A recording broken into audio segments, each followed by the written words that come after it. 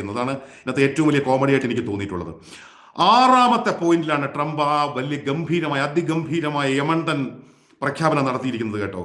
ആറാമത്തെ പോയിന്റ് ഇങ്ങനെയാണ്: once all hostages are returned, Hamas members who commit to peaceful coexistence and do decommission their weapons will be given amnesty. പൊതുമാപ്പ് കൊടുക്കുമെന്ന് ഹമാസിന്. അതായത് Hamas എല്ലാ ബന്ദികളെയും തിരിച്ചു നൽകിയ ശേഷം സമാധാനപരമായ സഹവാസത്തിലും ആയുധങ്ങൾ ഉപേക്ഷിക്കാനുള്ള സന്നദ്ധതയിലും എത്തിയാൽ, അങ്ങനെ എത്തുന്ന പക്ഷം ഹമാസിന്റെ അംഗങ്ങൾക്ക് ആംനസ്റ്റി, പൊതുമാപ്പ് നൽകും.